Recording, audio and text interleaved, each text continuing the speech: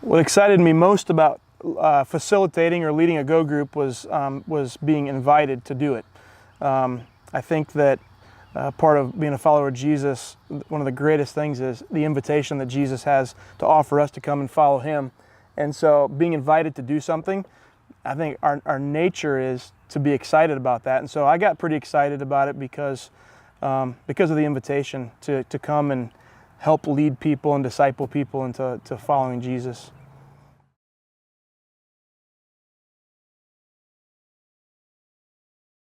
What's happening right now is that when we started this, God gave me a picture of phases. And the first phase was from the up in and out relationships that we're talking about with the church. The first phase was developing tight relationships on the inside of our group. And I'm seeing God do that. I mean, we're opening up with each other. And these are people in my group. I've got a brother-in-law, a sister-in-law, and then another couple who I've known for a long, long time. My wife's known them their whole life. And so you'd think we knew each other, but in getting into the scriptures and working together, God is taking us to a level in our relationship who we've not ever seen before, with each other. And so in doing that, that's one way God's working, is He's strengthening our relationships and doing it in a place that's safe for us to open up with each other, and also to just share our hearts. Another way He's working is individually.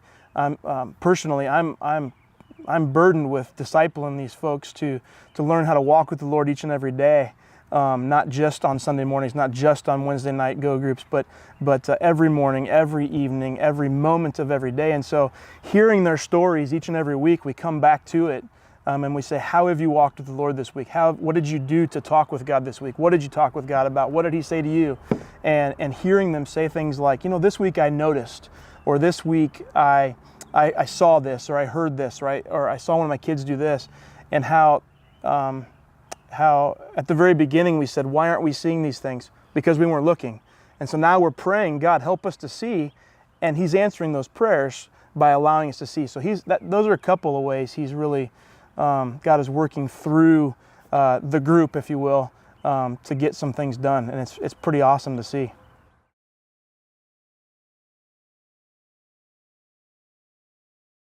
One of the things that we've done from day one is at the beginning of each group, we state the vision of the church, the vision of New Hope, and that is to pursuing God for the benefit of others and being the church wherever we're at. And so we immediately recognize that we're gathering together not so much just for us, but it's more about establishing relationship with God the Father for the benefit of others, and we love that vision. And so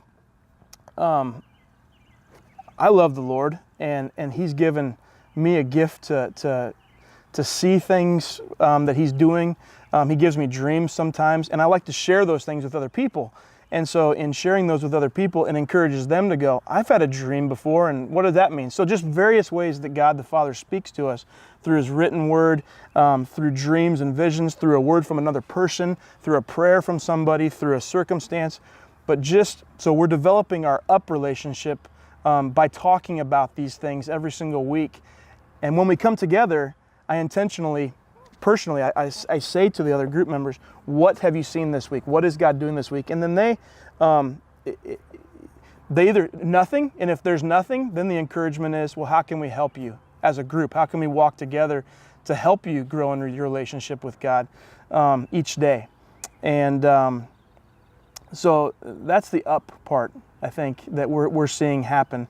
The in part is very similar in nature, really, because developing a relationship with God helps us to understand relating to His created, which is each of us. And so our relationship in is really starting to, again, I can't emphasize enough, we know each other, but we don't know each other. And so it's fun to watch and hear stories of folks who have been walking with the Lord a long time say things like, I've never seen this before. And then, seeing God do things. One of the things we've been doing with the in relationship for the purpose of the out is learning how to give our testimony, to share our faith with other people. And because after all, we all have our own story. And so that it's God's story that He's using us to carry out on earth. And so so each week, one person from the group shares their testimony. And it's a safe place. So if they're not good at talking or they get nervous, we're all friends. We're all, we're chummy. So it's all good. We share our stories with each other for the purpose of building strength and encouragement to go and share it with other people beyond the safe haven of our small little group. Because I know personally that I met Jesus because I heard stories of a couple other guys who shared their story with me about Jesus. And so it is important, that we obey a command that Jesus gave to go and make disciples. And one way to do that is to share our testimonies. So that's part of the in. And I'll be honest with you, the out, those phases that I talked about earlier, we're just getting to that. In fact, just last week we started talking about ways we could reach our community. And we're a unique group because we're in 3 communities. I'm over by Grinnell, the others are in Toledo, and we all go to church in Marshalltown. So we're in 3 communities, which is fantastic. So we're all coming up with unique ways that we can get into our community, each of our own communities together to serve Grinnell, then to serve Toledo, to come and serve in Marshalltown. And so we're moving into that phase, and I think God has been building us up internally to be able to do that with confidence, if you will. So that story is being written.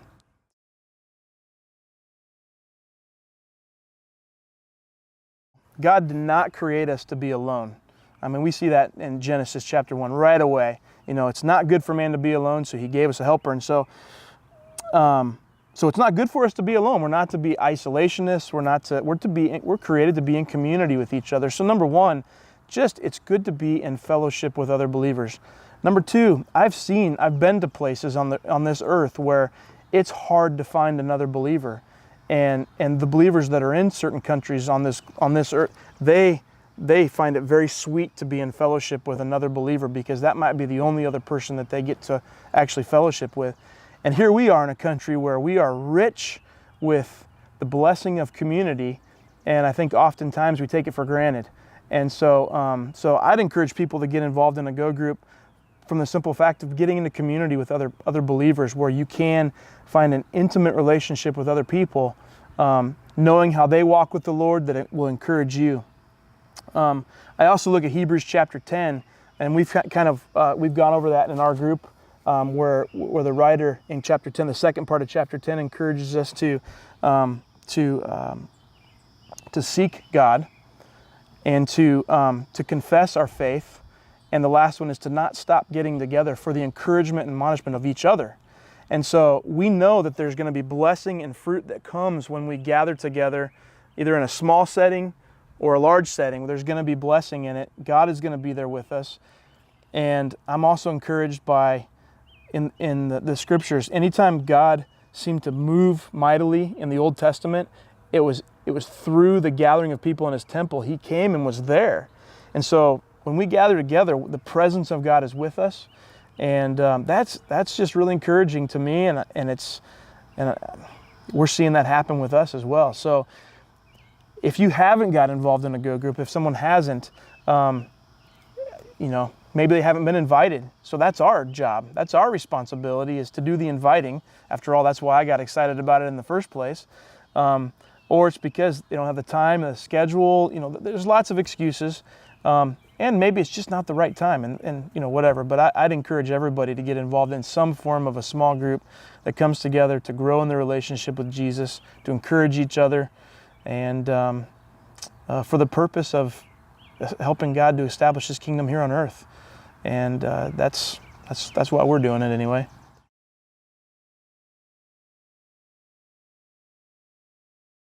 That's a hard one because, if you're fearful of relationships with other believers, the encouragement would be is that you're missing out on great blessings that there is in fellowshipping with other believers. And so I would say just reach out to maybe somebody you know that's in a Go group, and maybe just develop a relationship with them one-on-one first, and then see if something happens after that. as opposed to stepping into a group that's got a bunch of people established already.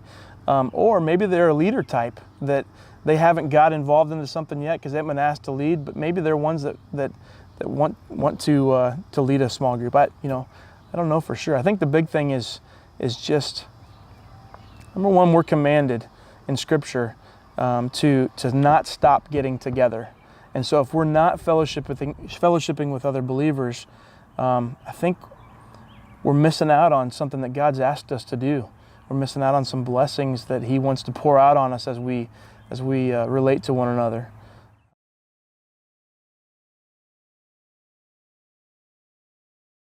I would say to them, first of all, in James it says, if we lack wisdom, ask of God who gives to all generously without reproach. So first of all, have they even begun to pray about it? Have they asked God, am I to lead a group?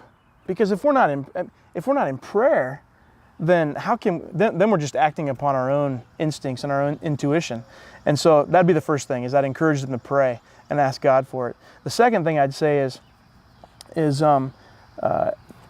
my personality is such that I enjoy leading. I enjoy facilitating. I like people. I like to talk. That's what I do for a living. So I like that. And some people just aren't that way, and that's okay. That's not their gift.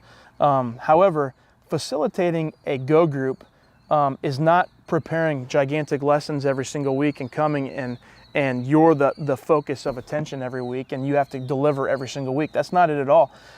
In fact, I'll give you a perfect example. Last week, I was exhausted. I was totally exhausted, and I didn't take the time or the energy or the effort to prepare anything. I just needed to rest. And so we got together as a group, and I felt like the Lord led us we sat and we listened to about 5 worship songs together, just in quiet, and just rested in the spirit of worship together. And the conversations that came after that could not have been directed or facilitated by me. It was only God. And so there was a reason that I was exhausted. So when we give it to God and just let Him do it, then the words that I say are we're just being Jesus' hands and feet in that moment. And so in that case last week, we just acted upon the Spirit, and it was what needed to happen. And it was probably one of the most intimate times we've had in our group since we started, 3 months ago or whatever, So to the person that's on the fence about leading, I'd say, first of all, pray and ask God for wisdom on that. And if you're afraid of it, ask God to give you the courage to either join a group or lead a group, one of the two, because I don't know if we have enough people willing to facilitate right now. So it's also a need, by the way. The church has a need, and if you think you can meet one, step in and do it. It's personally, I love doing it, and I don't think I've missed this. I haven't got a chance. I used to lead quite a bit, and I've missed it. And this has been really good for me personally, and to watch what God does in people's hearts and lives is a beautiful thing.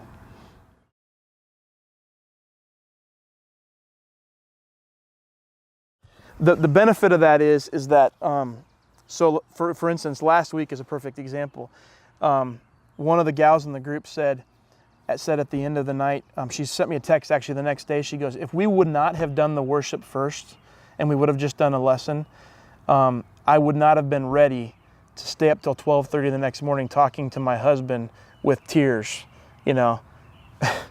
because it would have just been another lesson and we would have talked it over and it would have been done. But in this case, God prepared her heart and his heart to come together and have some hard conversations. Here's some more fruit of the things that are happening in the group. Have some hard conversations where they were opening up with each other. She wouldn't have been prepared to hear that or to talk to him, speak into him, if we'd have just had another lesson. And so staying connected to the vine allows the movement of the Spirit to happen organically without our little fingertips being all over it all the time.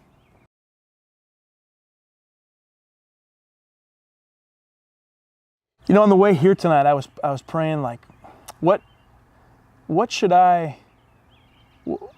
be something I could interject into this that would be beneficial to everybody? And I think some of it is, but the one thing I remembered sitting in Afghanistan in an upper room of a building and reading the scriptures with a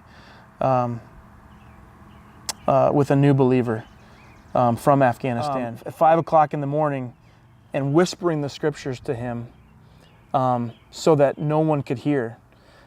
And I said this earlier, but we are blessed with, we are not persecuted like the churches in other parts of the world. And we are blessed with community, and we spend a lot of our time either trying to do it right and feeling like we're not doing it right, or we spend a lot of time arguing about methods and strategies and that kind of stuff. And we miss the simple fact that Jesus gathered with 12 men on a regular basis. Some of them he got really, really close to, and he modeled what community looks like for us. And we get to do that here. Here, we get to do it. And so I'm like, if we're not doing it, we are missing a huge part of the kingdom of God, and that's community. So if I can get one thing across to people, is that we are not meant to be isolationists. There is no 100% right way of doing community, and so just set aside all your indifferences and get the heck into something and enjoy people's lives and growing together and enjoy the benefit of being in a place where we can do that freely, you know. So that's really about the biggest point I want to get across, I guess.